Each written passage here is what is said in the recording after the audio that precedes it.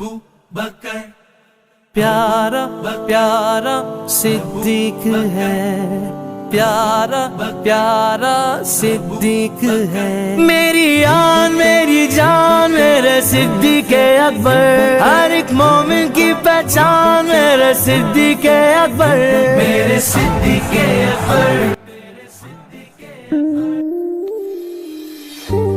یہ حضرت ابوبکر صدیق رضی اللہ تعالیٰ عنہ کی شان ہے.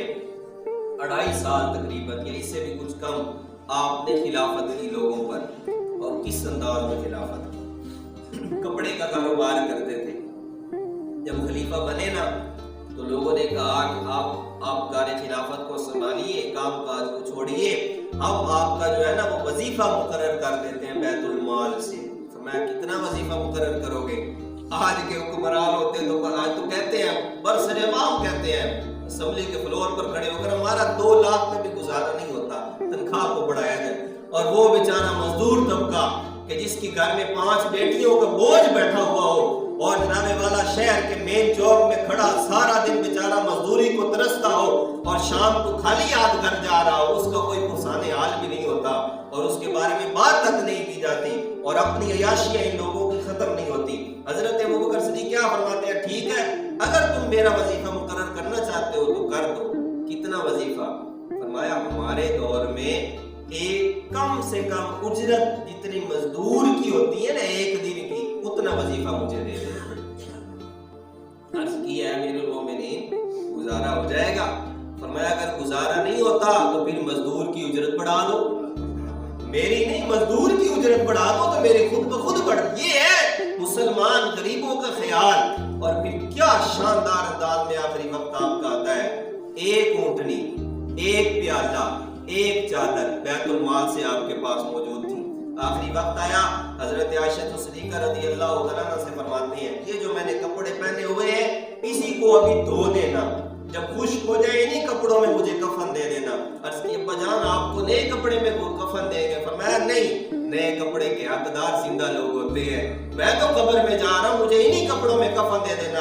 اور فرمایا بیٹی فلاں جو میری زمین ہے جاگیر ہے اس کو بیچ دینا، اس سے جو رقم حاصل ہونا یہ جو 2.5 سال میں بیت المال سے میں نے مانا وظیفہ لیا ہے نا وہ اتنی بنتی ہے، اور میری زمین بیچ کر وہ ساری رقم بیت المال میں واپس کر دینا. اور فرمایا یہ اونٹنی، یہ چادر، یہ پیالہ جا کر عمر کو دے دینا اور اس سے کہنا جو آنے والا خلیفہ مسلمانوں کا بنے نا یہ اس کے حوالے کر دینا.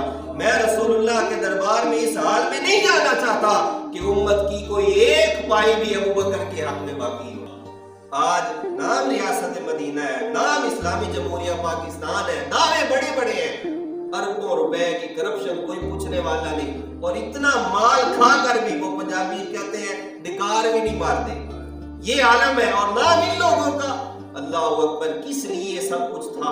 حضرت ابوبکر صدیق رضی اللہ عنہ فرمانے لگے یہ سارا اہتمام اس لیے ہے کہ رسول اللہ صلی اللہ تعالی علیہ وسلم کا فرمان سن رکھا ہے کہ جس کو مسلمانوں کا امیر بنایا گیا، وزیر بنایا گیا، وزیر اعظم، چیئرمین، ناظم عہدہ دیا گیا اور اس نے مسلمانوں کے مال کی خیانت کی، رعایا اس کی مسلمان ہو مال اس میں خیانت کی، کل قیامت کے دن حضور فرماتے ہیں ان مسلمان قوم کی طرف سے اس بندے کا مقدمہ میں اللہ کی بارگاہ میں خود لے کر جاؤں.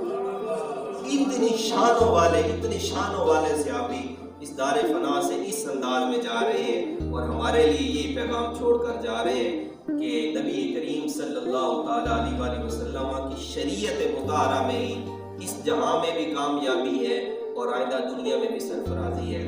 اللہ کریم آپ کے صدقے اس امت مصطفیٰ کی عظمت رفعت کو عالی عطا فرمائے. وآخر دعوانا